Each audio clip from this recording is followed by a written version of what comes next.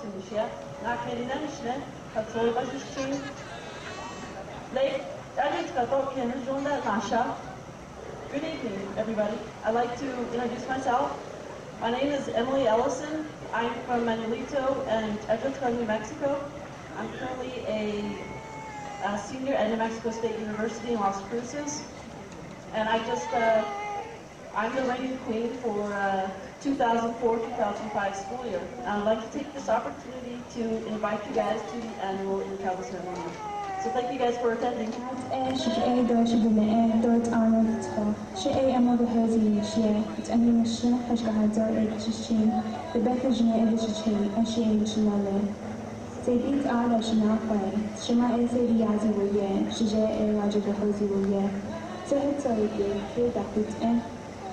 Hello, my name is Emerald Hosey. We took two Navajo ropes woven together and sewn at the sides and at the shoulders. This is called the weave. A rope dress was worn by the Navajo women for many generations. I will tell you the meaning of the designs. This design, I am told, means storm clouds. This black section represents darkness. The red designs represent the earth. The green line you see here is a representation of vegetation and food. At my feet are a pair of wraparound legging moccasins. It is made from cow hide and buck skin. The red section is said to represent the earth, and the leggings the clouds. My hair is fixed in traditional Navajo hairstyle. This is called TA. The long hair is said to represent a woman's thoughts and wisdom. The white yarn is streams of sunbeams.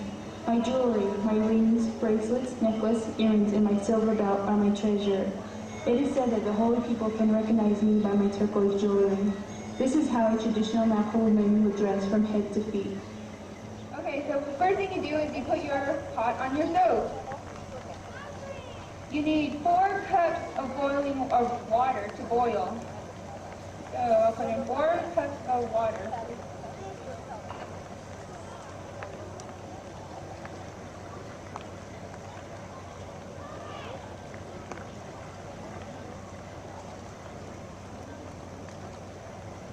You got your 4 cups. I think the rain's going to help a little in that. You turn on your stove. I'm a very visual person, so that's why I have my stove here. Okay, now you get your juniper ash. From your juniper ash, you get 1 cup of boiling water. And you let your water boil for, let's say, still boil. And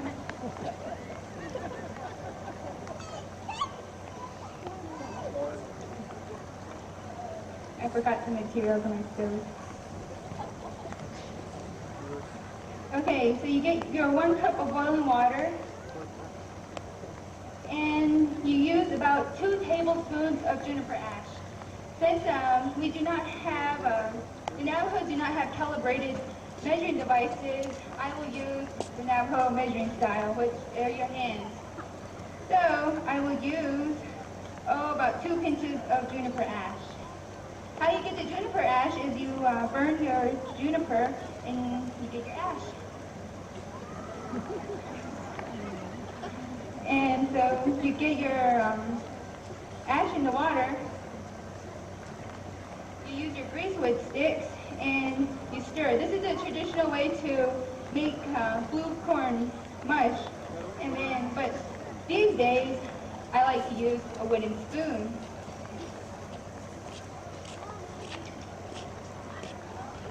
You get your straining brush and you fan it out like so, and you put it over your boiling water on the stove. You get your mixture and you pour it in. You drain out all the ash, and you can discard the ash after you're done.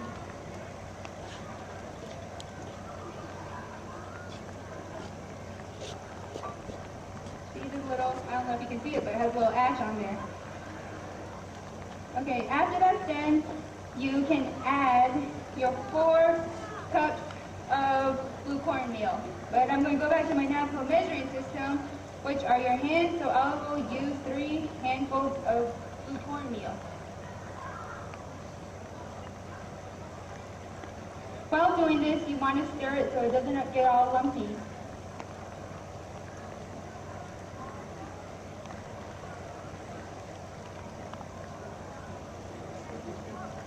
You stir it and stir it and stir it some more. And then, after that, you remove it from the stove.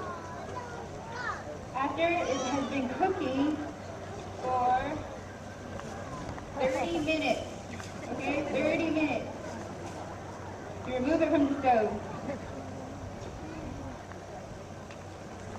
After you remove it from the stove, it'll taste a little plain, so you add a little bit of sugar, which will be in honey, or you can add molasses if you want, or a little sugar. So I'll add my honey in here.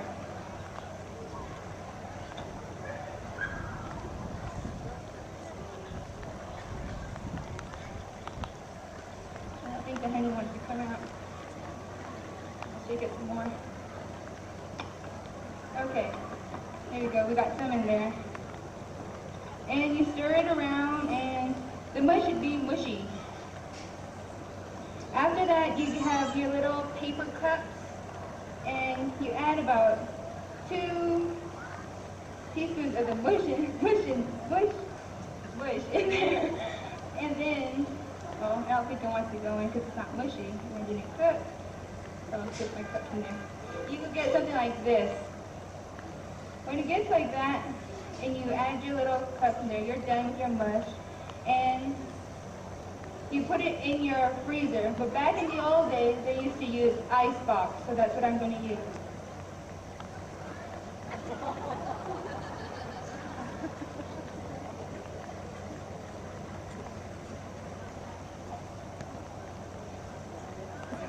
It's in the ice box, and you let it sit in there for overnight or for 6 hours. For all you visual people, 6 hours. After that's done, you can enjoy it with after your mutton stew and fried bread, you know, those good days with mutton and fried bread and the hot tea now.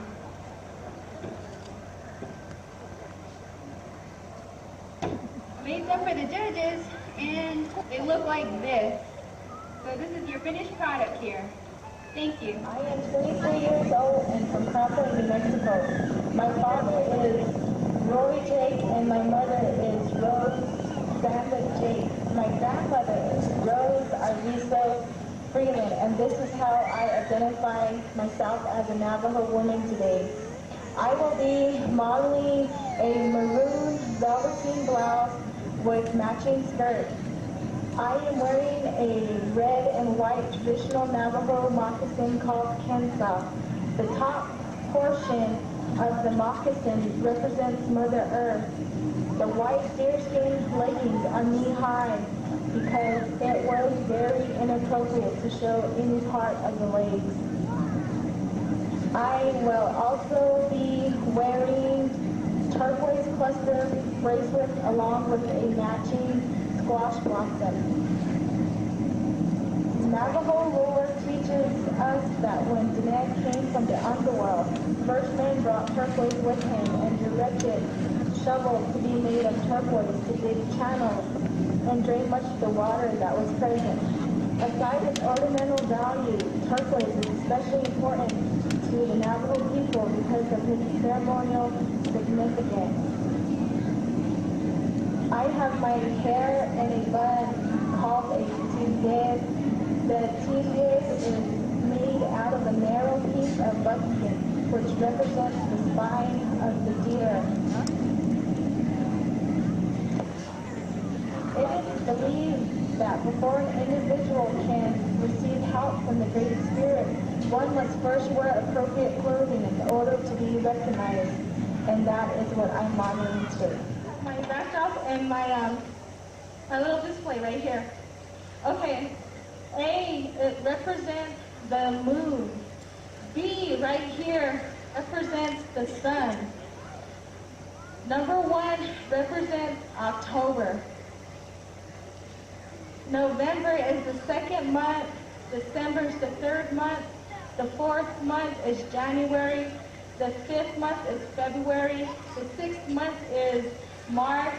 The 7th month is April. The 8th month is May. The 9th month is June, and the 10th month is July, and the 11th month is August, and the 12th month is September. October is the first month of the year, and it is also the dividing seasons of summer and winter. This is the time when the deer come, and this is the time to hunt, whether you use a bow and arrow or whether you use your gun. That's the time. It is little coal. It is also referred to the heart. The blue hanging haze is over this month.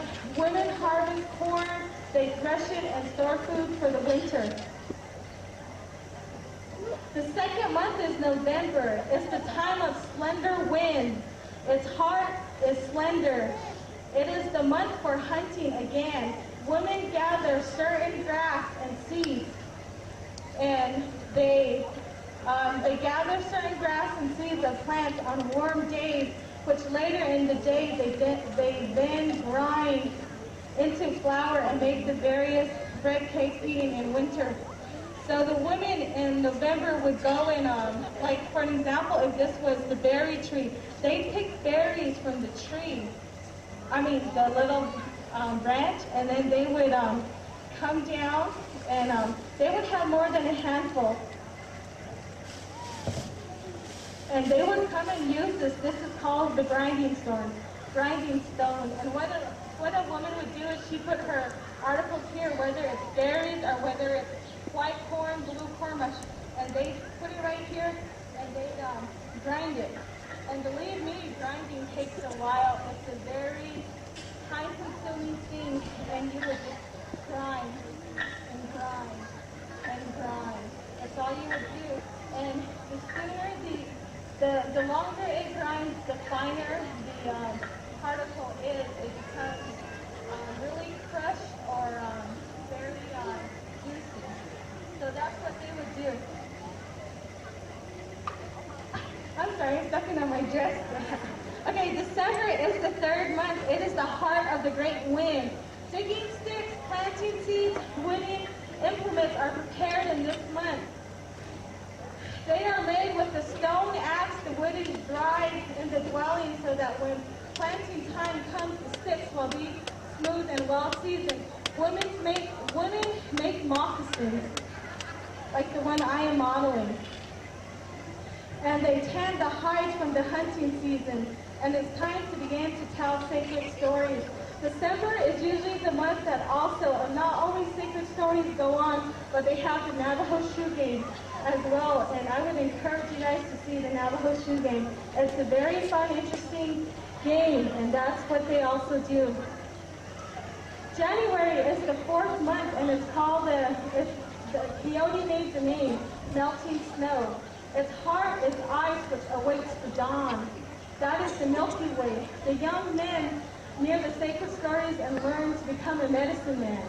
This is time when preparations are made for corn growing season. Many ceremonies occur. Women cook the food and take part in certain rituals. February is the fifth month. Hell is the heart. It is the month of changeable wind. The first chief of the wind shakes the earth, and it awakens sleeping plants as well as the bears, the lizards, and the snakes. The first plants start to come from the earth. After this month, the sacred stories must not be told to young people. So around February, you cannot tell stories. It's only in the wintertime. March is the sixth month. Its heart is sudden spring storm. It is the month when eaglets chirp, the antlers of the deer drop off, leaves come forth. Ceremonies are held to bless the field before the seeds are planted. Many thunder begins to sound for the summer rain. April is the seventh month, the beginning of summer. Its heart is wind. Rabbits have their young. The black wind shakes the earth and darkens its color, and the people make ready for the planting.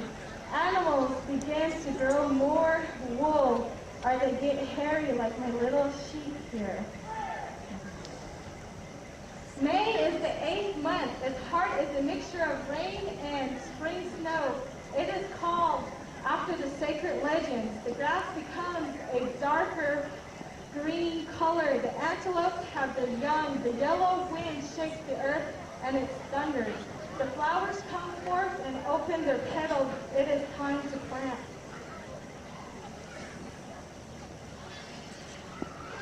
In the 9th month in June, when a few seeds ripen, its heart is a little heat. The women gather the first edible seeds and they use the cactus fruit. This is the first month of the first rain ceremony. July is the 10th month, the great seed. Its heart is dark streaks of rain. It is the time when people gather many seeds and guard their fields. The deep have their young. This is when we ask the earth and the holy people permission for bigger or more planting. And this month, August, is the 11th month. Plants ripen a bit more. Its heart is a light ripening. The ears of corn and everything else ripen. It is the future. It is the young wild fruits are gathered. The strawberries and yucca fruit, corn pollen is plentiful. The heart is the male rain. September is the last month. It's the last month of the year.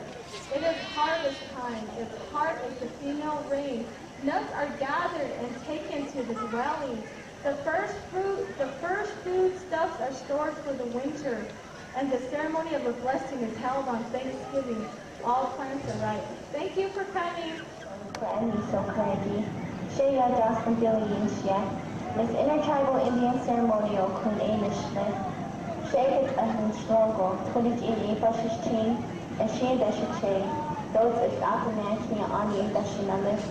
And me down, Masha, Nabina, Krishnape. Ado, Nishnape, Tantana with the Petit Go, Ostka in Chicago, a Northern Arizona University Olivia. Good afternoon, my relatives, guests, and committee members. I am the reigning Miss Intertribal Indian Ceremonial Queen, 2003-2004, Jocelyn Billy. I am of the Within His Covered clan, born for the Bitterwater clan. My maternal grandfathers are the Salt People clan, and my paternal grandfathers are the Near the Mountain, Towering House People clan. I am 22 years old, and I am originally from Chinle, Arizona. My parents are Helen and James Billy.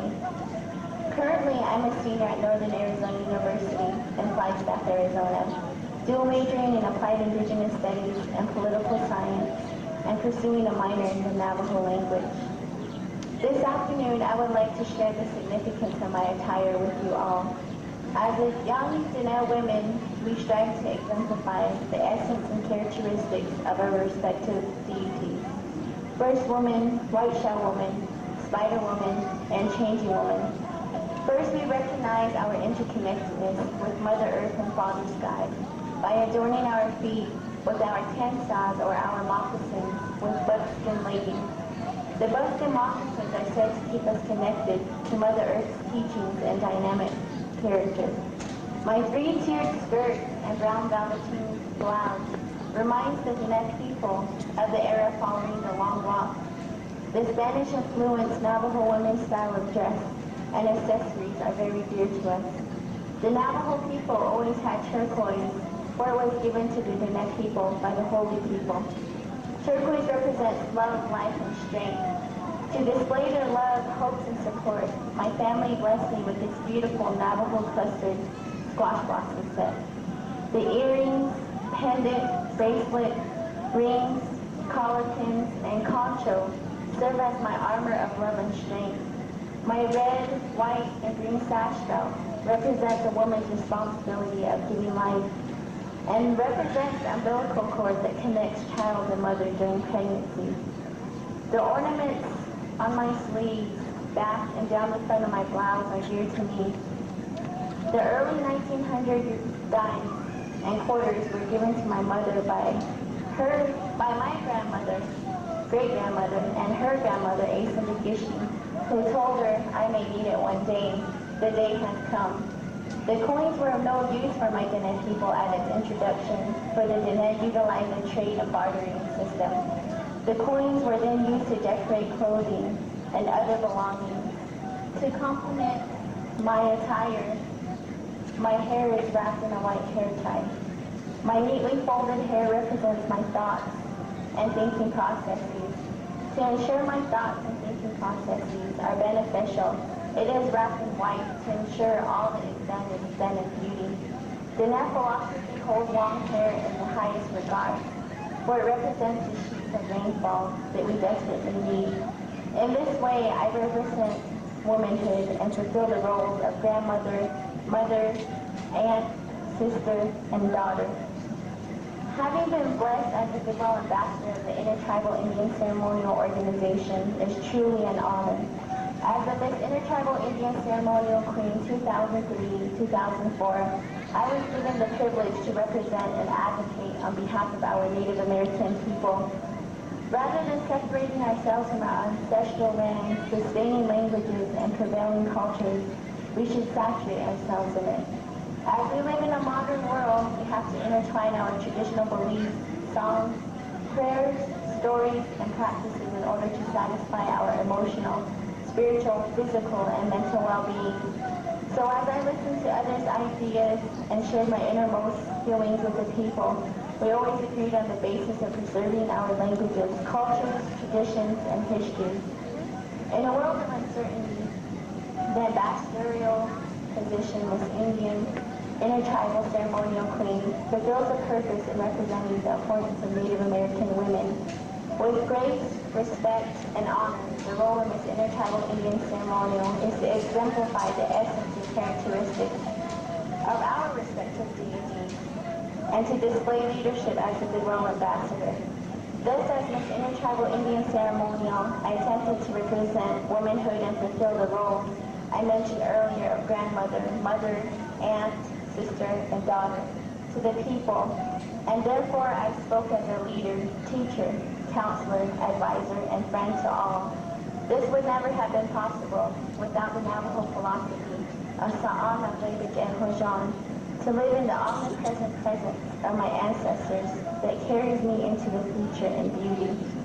Since I was a young girl, I have always known how fortunate I was to have such a solid family, grounded in love, humbleness, and tradition. I participated in ceremonies and was taught the meaning of F. This turn of clanship defines relationships among the Navajo people and other Native Americans, as well as the rest of the five-fingered peoples. Not only are we related to people, but to the animals, plants, and inanimate objects upon Mother Earth and beneath Father Sky. The value of respect was illustrated to me through my paternal grandfather's words, songs, prayers, and nature. For your love, support, teachings, values, and presence in my life.